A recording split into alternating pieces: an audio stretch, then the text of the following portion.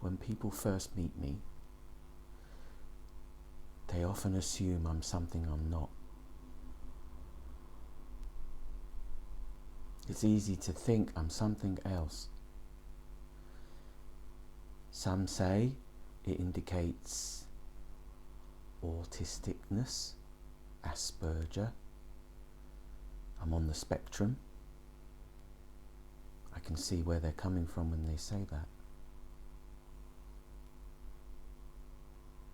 Other people see somebody who's confident, capable, experienced, who tells them things about himself in a way that might be new, who's capable of doing things, who seems different, and that difference makes them feel like they are all that matter, that nothing more important matters to me. I'm able to give them a kind of focus, directing all of myself, all of my awareness, all of my connective feeling in their direction, to be able to love them, to express love to them, to discover what works, what makes that feeling even more real. It's an obsession. Nothing else matters. Everything that I've done in my life has brought me to this point. So I throw myself into it full on. I'm able to give single-mindedness. I'm able to perceive and intuit and sense and just get what's right.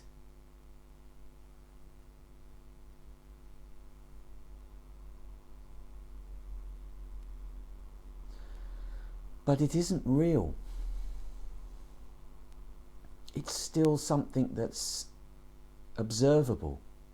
I can see it. I'm looking at it now.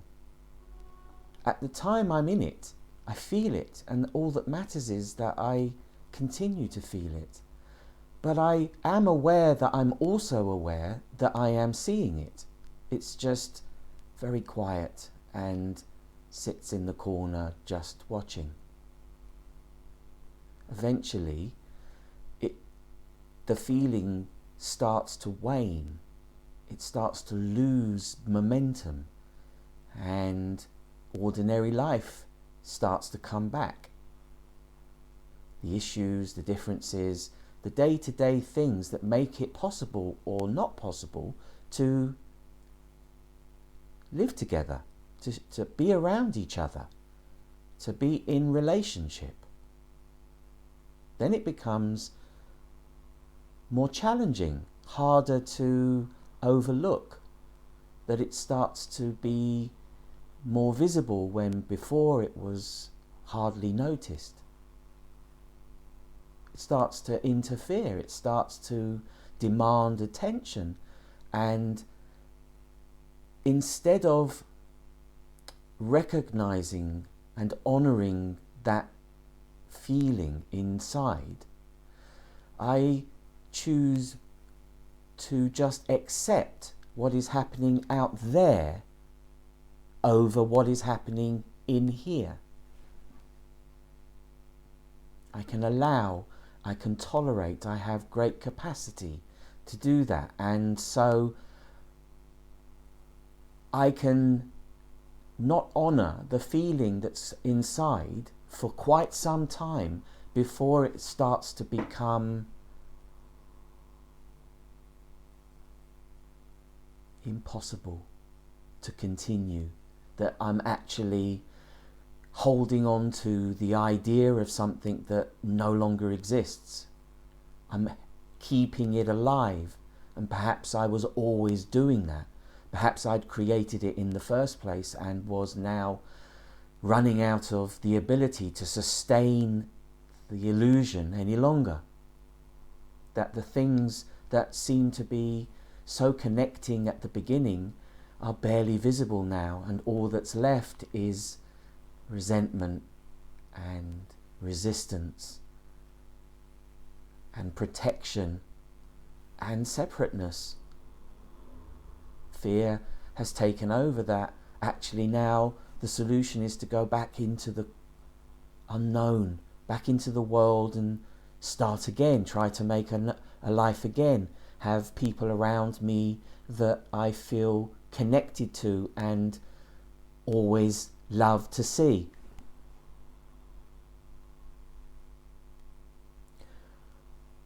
But in the meantime, I have to honour what I experience inside, and what makes the most sense, what started to make the most sense several months before I actually left, and what has taken several months to actually make sense again, is the ability to have solitude, the ability to feel truly alone, that I can be in this moment and be okay with whatever it is, that I am absolutely content with what is taking place, with how I feel, who I am, what I see. Be completely at peace with that. Accept the circumstances as being exactly what I need to achieve a state of being that I feel I have to achieve. Nothing else will do. Anything else is second class. Any distraction, any intention to do anything that takes me away from the opportunity to do that the way I need to do it, nothing else matters. It's not to remain isolated. It's not to go live in a cave and just be alone. I can understand how beneficial it would be for those who truly feel called to do that. While I definitely feel called and have been called to solitude and aloneness, so I realize that it's only that way as long as it's needed, that actually my place is in the world, around people, having direct connection and contact, and in some form that works. And by honouring what I experience inside, rather than somehow suppressing it because I decide that I'll be able to deal with it, that it's okay, that I can cope, that I'll figure it out, that I'll find a way to make it work.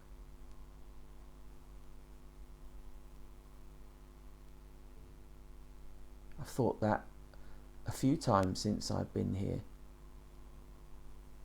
that I can't do this, and the only solution is to be somewhere else. The solution I've always come up with. I've always come to the same conclusion.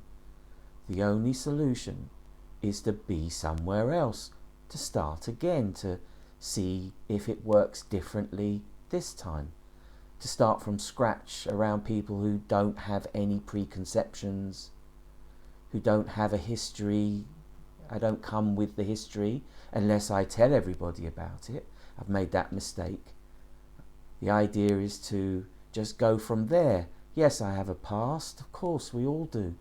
Is it necessary for me to tell you all about it?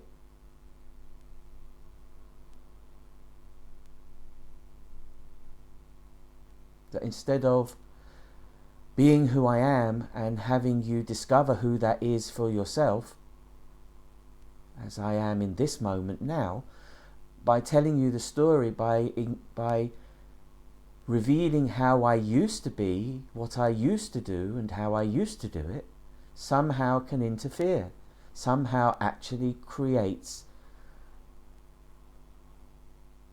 a belief which can be false, which mostly will be. The less that is there to confuse the issue, the easier it is to just deal with what is happening, what is actually in the present.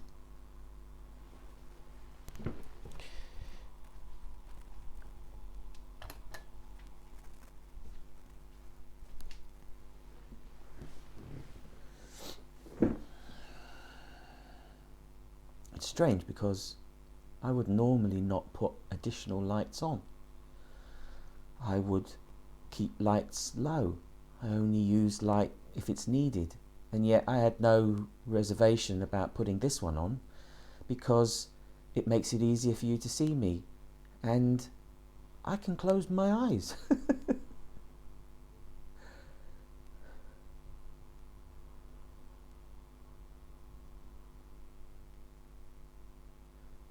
I have felt for quite a while that it would be okay if I went. That it's okay if nothing further happens in this life. That the smallness and the feeling of nothingness and isolation, and that this is the bed that I've made, and I'm going to just lie in it, and I'll make the most of it. Of course I will, and I've got help. I don't lack for anything. I've got people, just a few, but they are there, and there's help. I have everything I could need to deal with this situation, and yet have not been. No matter how much I've talked about it, looked at it, written about it, mentioned it here and there, I realised that I can't talk about it, just as I couldn't talk about things that were going on in America, even though I knew that the more I talked about it, the harder it was to actually let it go, to rise above it, to move beyond it. All I was doing was keeping it as the experience, as my focus, so that the smallest of things could become the biggest of feelings. I've experienced that here too. I've done what I've needed to do to help myself deal with things when communication broke down, as it always seems to do. That actually, instead of attempting to make you understand and open things up even more and go further into it, as only I do, actually it made more sense to just stop talking. Just let go. That there's nothing I could say that would ever help anyone to understand what I experience. I don't always know what it is I experience, so how could anybody else? But you'll all have some idea because it's based on the interactions that we've had with each other, what you've seen of who you've been around, how I look to you, what I say. There are few, very few, I open up to. Two, actually, I talk to. Two, I feel I can just be honest with. Otherwise, I just talk to my recorder or to you. And yet,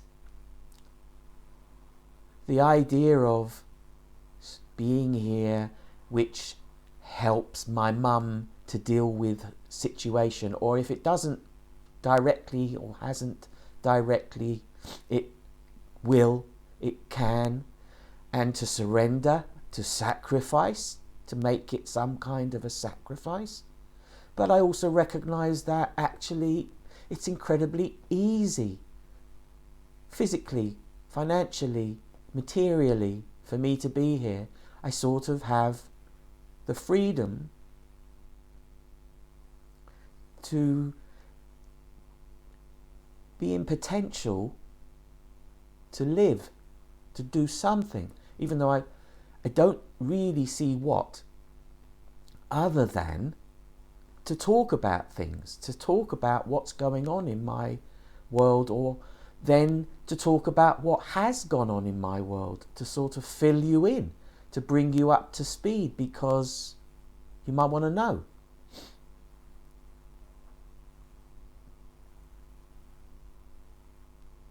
But I have to talk about it if I'm going to talk about it in such a state of hindsight that it has just the most perfect balance of observation to it, from a very real revelation of the experience as the experiencer, and a very real observation from here, now, marrying those two together, so that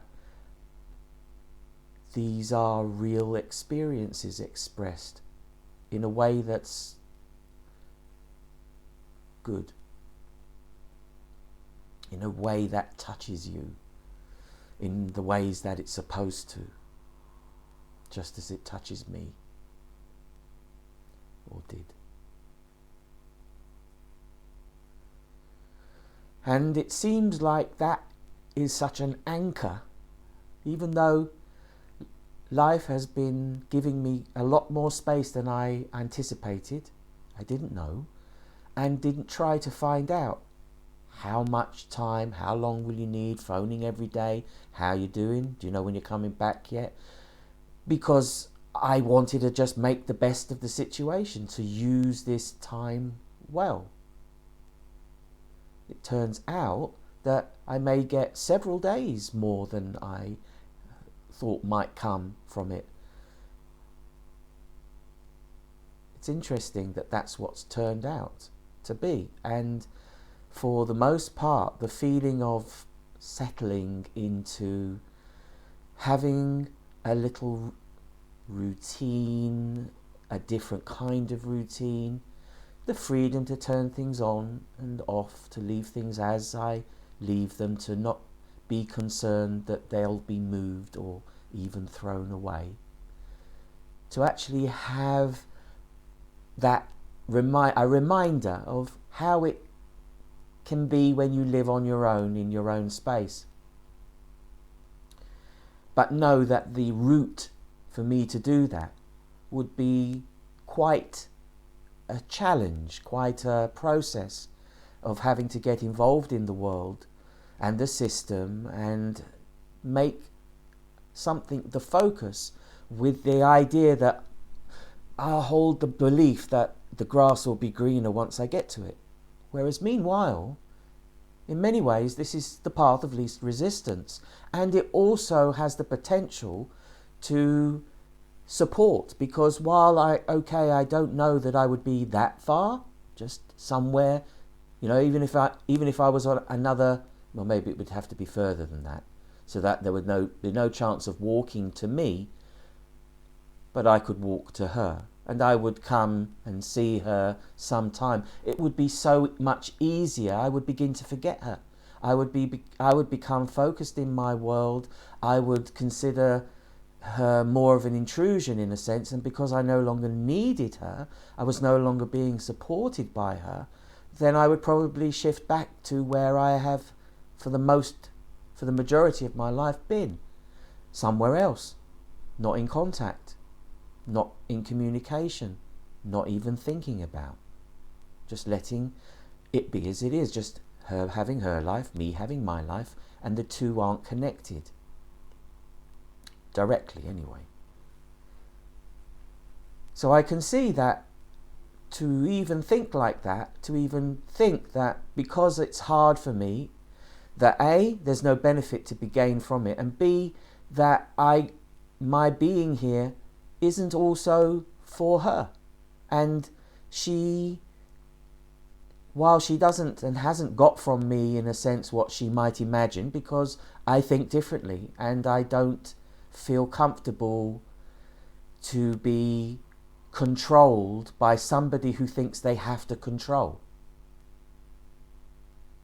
If that changes, as it might, as it maybe will, if enough time goes by, and who knows how much time this experience will go on for, then there is something I feel I will gain. There's something to be gained, something to be realized that can only be done in the thick of it.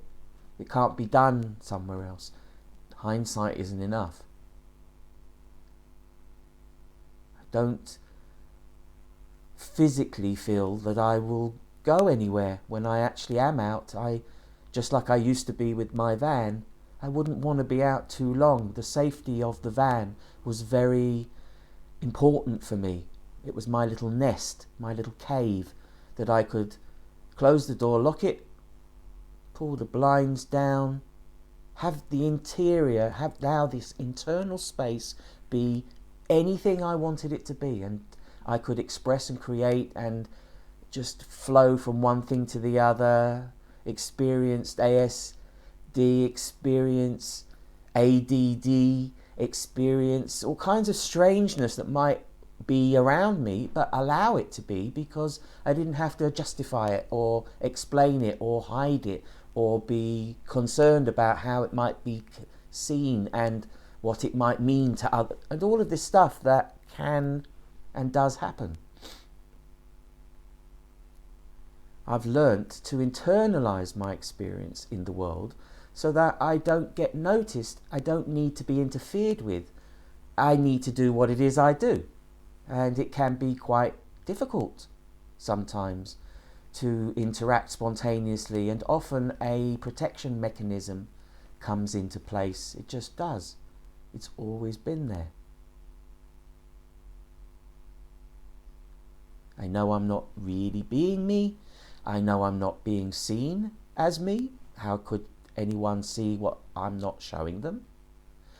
And so assumptions are made and conclusions are come to. We all just label and put people in boxes psychologically just because we feel we know them. It's important to have that feeling. That's what we look for in friends and connection.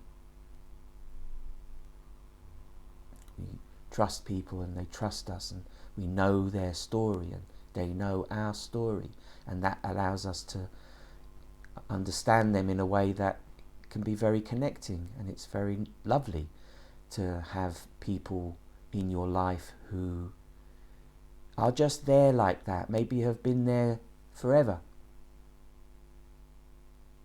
I don't have forever people in my life. I can feel the intensity of discovery of someone I haven't met before, who seems this moment becomes so right, so perfect out of it. Unless I'm very disciplined, if it's a woman, that's who's available, or even sometimes if they're not, or it's a man where there is no possibility of sexual desire, then I can hold the feeling of rightness without having to physicalize it, without having to sexualize it, without making it something that becomes a pursuit, a need to express it pleasurably, physically. Because even though the desire, in a sense, the drive for that makes it seem like it will be the most wonderful thing, and for producing a child, to actually make love under that kind of situation, with the idea that you're with somebody you're with now, that they're your partner, and you might be opening to the child. It's a wonderful connection, idea, vibration to put out doing it. But for me, the experience is never as the same as the feeling, the potential that the imagination comes up with. It always pales compared to the possibility of holding, realizing the love without having to fall in love. The feeling of being connected to somebody that there has been no consummation, and that there are no thoughts about it. It's not a porn movie. The feeling is there. Of course, the feeling is there, because that's the feeling that I become used to feeling and that which tells me to come to be with this person, to connect with them, to spend time with them. There's something to do with them, and one generally immerses completely into that experience, full. So physical is just as much a part of it. Friendship and connection and playfulness and all the stuff that is involved in a good relationship, a good partnership. But the orgasm, either for men or for me, I suspect there are others like this, is the process of falling into only experiencing that becomes seen as the highest peak, the highest pleasure, the point of orgasm in a loving embrace, so that in this moment both are satisfied, both are giving pleasure, neither's looking for pleasure above the partner's pleasure and feeling that the connection, the love in that moment is just perfect. Or so it seems. Fueled by the brain chemicals, and it's just amazing. And like any drug, you want to do that again.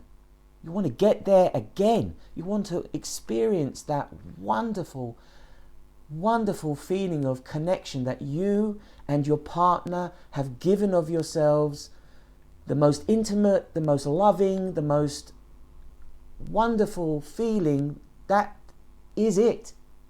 There's nothing better. There's nothing more than that. You want again and again and again, until, in a sense, the habit of it, the brain doesn't produce the same chemical response. It's not as exciting. It's normal now.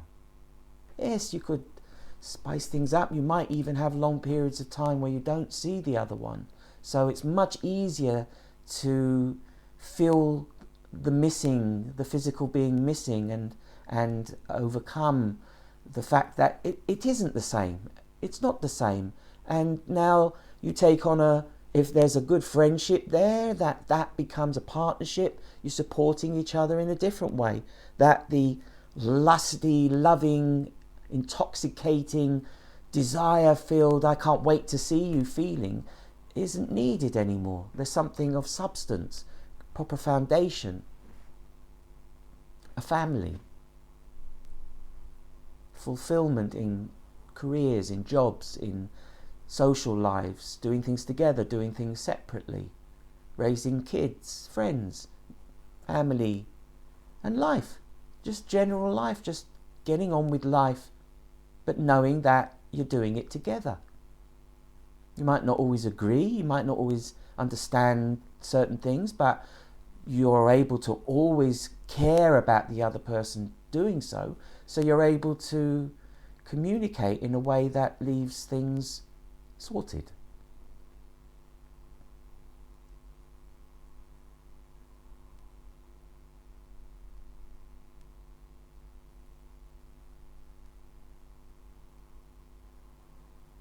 I have experienced those things myself, only to discover very quickly that I had already discovered not too long ago, but somehow had forgotten, had overlooked it, had allowed it to sort of not have a say anymore, because the feeling of physicality, when it hasn't been had, and when it has been accepted that it is better not to, it's less complicated, it doesn't end well, it doesn't even last long, and I'm not looking for fleeting things as a result of it, because I only want real connection, real heart-to-heart sharing of self. Nothing is hidden. Complete openness with someone that I'm spending my life with, that I'm walking side by side with. We have to be really connected, great friends, really understanding and loving people, just generally, so that it's just good. not struggling between us because there are things that are missing, that we're not whole beings, and that we, for a while, felt we could receive, we got from the other that which was missing, that which seemed to have been missing either forever or for certainly a long time, and it become intoxicating. I become an addict instantly.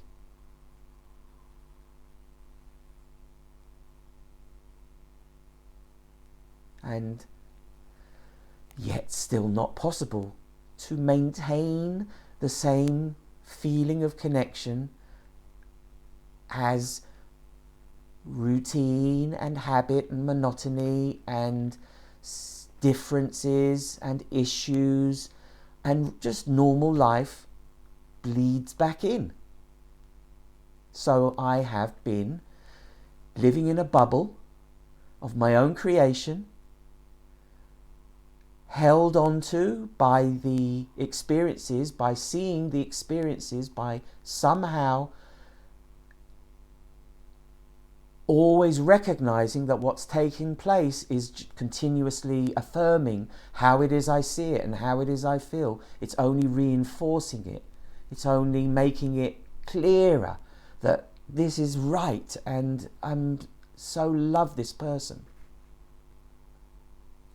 To no longer have it, and now have to fill in the gap with something that is no longer there, and yet have become so embedded, so immersed, so committed to being in this world with this person this way that there is no way I experience, nothing I can do that could change that. I can't simply go, oh, the true honouring of knowing who I am and what's going on. Oh, no, fuck, I've done it again. I'm so sorry, I got it wrong. I gotta go. Pack my bag, pull my stuff, walk out and walk forwards and know that I'm making the right decision because I feel it so clearly and I don't have to doubt it. I don't have to overrule it. I don't have to have all this structure of belief, this powerful, difficult, often negative thing lurking nearby that for a while seemed not to exist anymore, but suddenly brings it all crashing back, that there's nowhere to go, or I'm all alone, and actually I need this because this is better than nothing, so I must continue to have this no matter what. That I'll change. Instead, I'll do it differently. I'll listen to them when they tell me that I've got a problem or the problem's all mine. That they're all right, even though they say they're fucked up too, but they act as if they're not. They somehow aren't able to hear what I say anymore because I'm lost. That I need them and that they experience it that way, and that's not a turn on. That's not an easy thing to do. It either brings out the maternal so that I have another mother which I have to escape from, or it pushes them away because they didn't sign up for that. They wanted a husband, a partner, not someone they have to look after. Someone whose emotional needs, whose insecurity, whose fear of having to deal with the cold reality that most people just do, and no allowance be made for it, that perhaps there's something going on that makes it much harder for me to do than you could ever realize. You know, the worst thing about being neurologically different is that people still expect you to do it the way that they think you should. They expect you not to be different, even when you tell them, even when you attempt to say something, even when they can see that there's something that's not normal going on, to give you room, to let there be space for you to be in it. It's not an easy thing to find, especially if it hasn't been obvious because it's been hidden, or because it's been so exciting and so different and so needed that actually it's brought out so much of the ability to enjoy it that those aspects aren't really seen. It's as if they were never there, and it becomes too much of a shock, in a sense, to realise they are.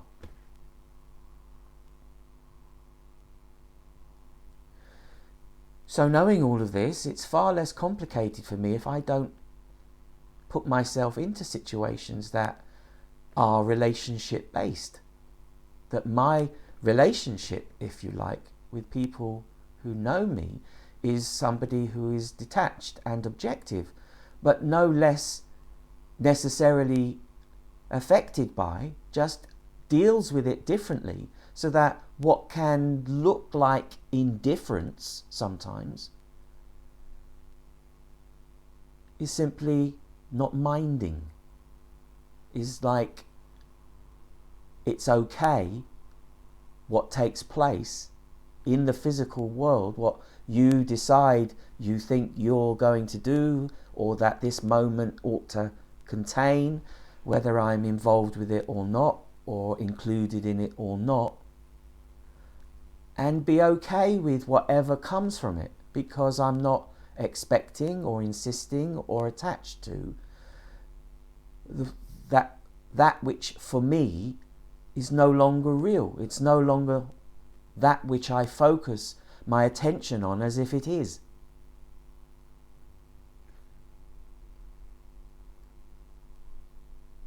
That's my natural state.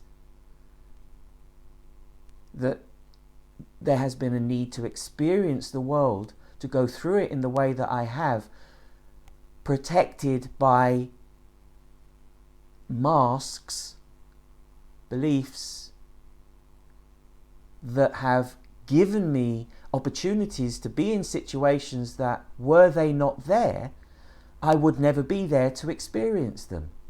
That I wouldn't be invited, or I wouldn't choose to go, or it wouldn't take place that way because it would be seen differently. It would interfere with having the experience, which I thought I needed. I thought that having the experience was what mattered, not being truly authentic in it.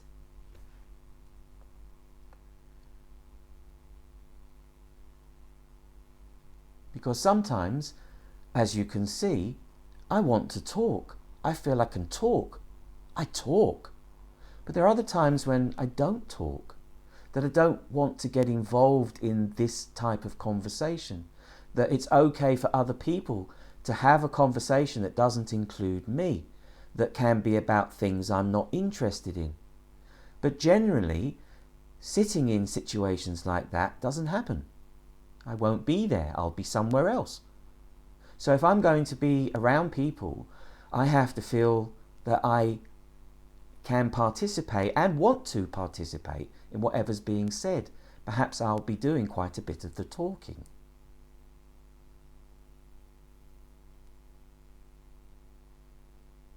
I like it when that happens, but it doesn't happen very much now.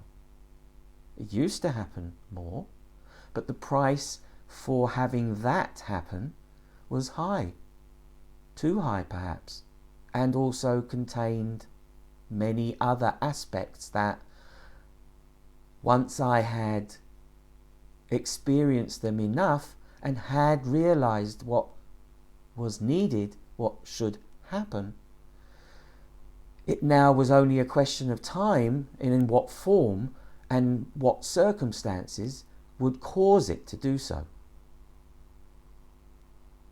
I needed to leave America. I had known that for quite some time. I just didn't know how to do it. I didn't want to run away again. I didn't want to leave when things got so difficult that it didn't matter where I went. I wanted to leave in a way that allowed me to feel like I was going towards something, that I was actually moving forwards. And for a while, even bringing the past with me, because there was so much of it that was good. It wasn't all bad. It wasn't all making me feel like I can't be here. It was just the things that were the heaviest, the things that I couldn't rise above and work through. And I knew that I would never find peace unless things changed dramatically. I have returned before, completely alone, after blowing up my life, and not feel a need for support, not look to the system immediately for help, not even ask friends or family, not even take spare rooms or sofas, just come back with almost no money, but enough money to have a room for a few nights, to put into practice the opportunity to both look for a job, look for somewhere to live first, and approach the system while genuinely doing everything I could do not to need it, and as a safety net, and actually achieve finding somewhere to live and a job before any money came through from it. So we literally used the last of my monies, knowing that there would be something coming, but still, the last of my monies, just eating soup and beans and rice, eating as simply and as efficiently as possible, to have become completely sorted and settled and feel like I am there. I wasn't there for long.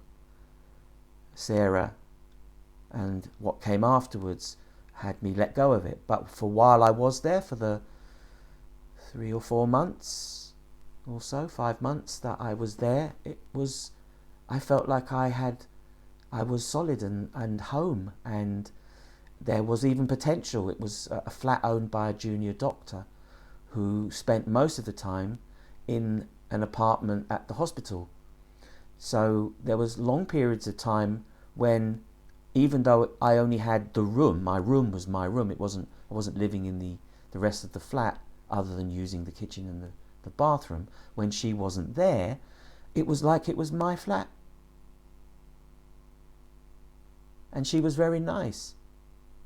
Occasionally her mother would stay over if she had come up to town for a show or something, and she would sleep in her room, in her bed. Once or twice that happened, but the rest of the time, only occasionally she would return. And then eventually, as has happened before with me, where I've felt so connected and at peace and present and right in the place that I had found, and I had been helped in a sense, that fate, that life had supported me right up to the point where the system, the lifeness, the ordinary world could take over. Somebody was going to move into her room. She was going to stay permanently at the hospital, and the woman looked really interesting. I would have loved to have become friends with her, because surely we would have. We're living in the same place, we're cooking in the same kitchen, we're using the same bathroom. We're going to get to know each other. And how wonderful it would be if there was connection there, two people living in the same place, having separate rooms that are actually, you lock the door. It's not like you're having a relationship with them, but you could still be. It's not like you're married to them, where you generally sleep together and it's very hard to find space that feels right. I feel like I would need my own bed with a partner for sure, and I think I would need my own room. I've spent a lot of time having my own bed and living in a single room with different people, to know that how important it is, as I have it here, to have my own room. So I think I would have my own room. Of course, one can visit, one can pop in, I can go and make a house call, but then I can come back. I can actually lock my door if I want to. That when I'm in my space, it's my space and it's respected as such. I think that would make it possible to actually have a relationship with somebody. But to do it where I sleep in the same bed, no. I might sleep in the same bed for a bit, I might stay in the same bed for a bit, I might visit the same bed for a bit, or maybe I won't. And it has to be all right not to. It has to be okay not to, especially if there's something else I have to do. It won't be okay if there's a problem. And for me, I was overlooking so many issues that were there between us physically, that I knew this wasn't right. I just wanted to ignore the truth of it as long as I possibly could. And perhaps there would be enough time would go by and enough realization would take place, enough change perhaps, that it would be surmountable, that those things would not be an issue, that it wouldn't leave resentments, it wouldn't become a problem, it wouldn't do the very thing that I had said I wouldn't get involved again because. And it just again confirmed what I had thought, what I had come to realize as true, and had decided that this time it would be different. This time it could be different because enough change had taken place, or so I thought. It may be that I'm still on this journey, that I don't have to come to conclusions. I don't have to make decisions about what the future is going to be and how I'm going to feel in it in this moment. I am who I am as I am, and how I feel now is all that I need to be concerned about. The only time I need to be concerned about the future is if I need to know what time I've got to go and pick my mum up from hospital. Some advanced warning would be very helpful. So, again, very strange. I had imagined that I would not be talking anymore. That even though I have had this extra time, and it is all in place, I didn't take it down, deciding I knew what the future would be. I didn't know I was going to have extra time, and I have recorded many things, and was lying down watching something interesting, when suddenly I was hit with the feeling that I need to sit in front of the camera and start to talk. And that's what I was looking for. Even though I had forgotten that I was looking for it, because at the time I wasn't looking for it. I talked about this in a previous recording.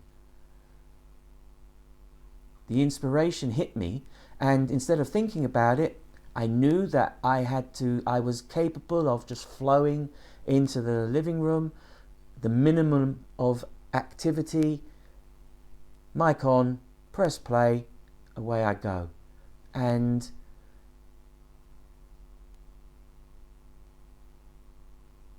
that has been interesting. That is interesting. It shows clearly a progression. Something has shifted. I'm not here wanting time. I'm not asking for my mother to remain in a difficult, suffering, painful situation. She's doing something which for her is about making the quality of her life better. And I think it's a good idea, and it's already done, so it doesn't really matter what I think. But I appreciate having this opportunity to be able to take this step further. It's like it's a process. But yet, after it's finished, I go back to normal things. I have a drink. I have something to eat. It earths me back. I come back to earth. But I am still in potential. I am still in the state where I come and go and move about without considering anybody else. That I'm having this time where I know that people are calling her and checking up on her and she's on the phone to them. I don't need to be one of them. I don't need to know. I get the knowing of what's needed by others. This time is very precious, so I'm using it well. But if I can get to, which I seem to have been able to, I have a little bit of guilt. Are you ignoring, avoiding, hiding my head? A little bit I had to look at, but I'm genuinely doing something I feel is important, and it is progressing, so it must be right. And that puts into focus why I've been given more time.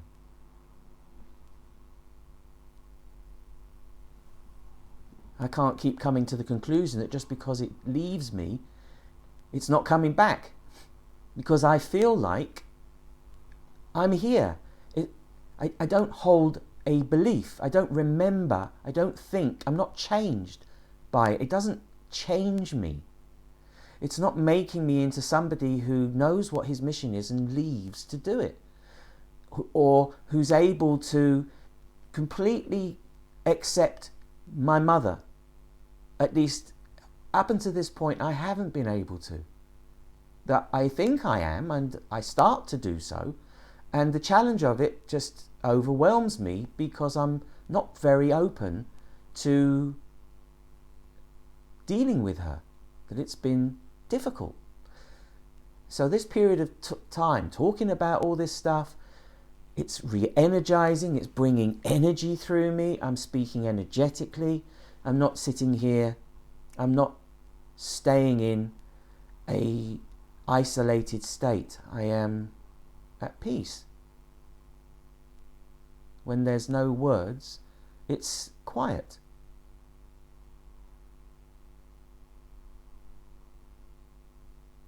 It would be easy for me to just stay that way. It's nice to learn things and listen to things from there.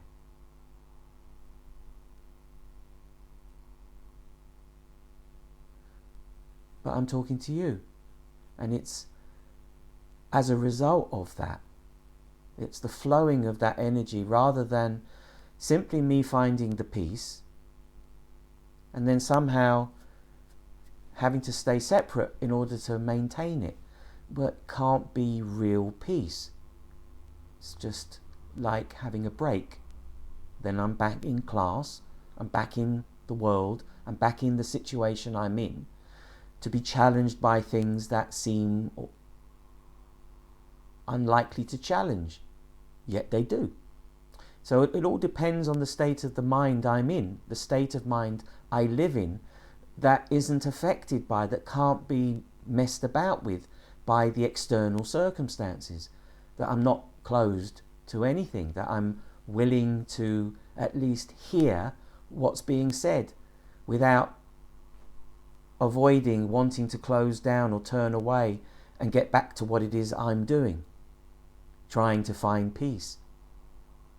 Peace is found in accepting and being open and positive, present.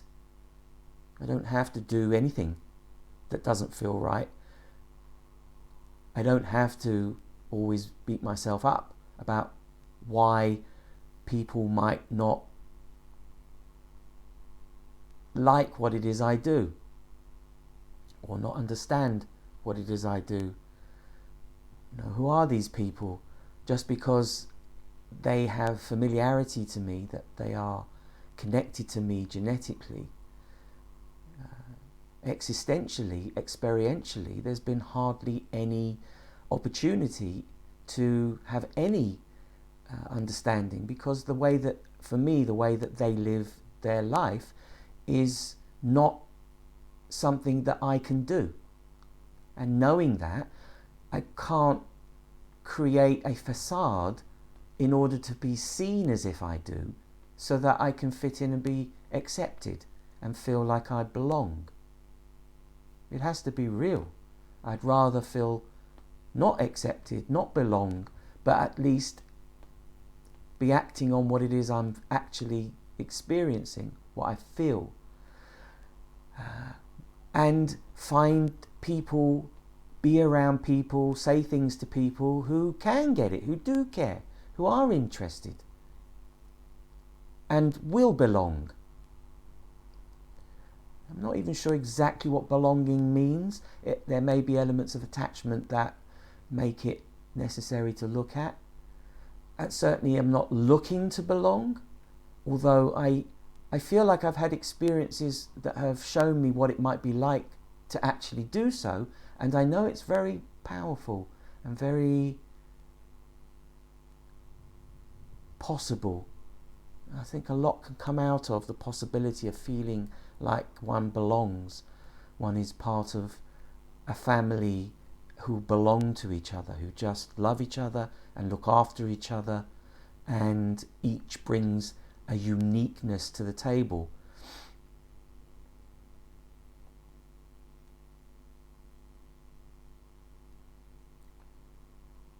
So maybe one day that is what happens, but for now, this recording has come to its conclusion.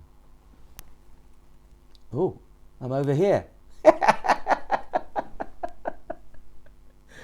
did not know I had changed position. Goodbye.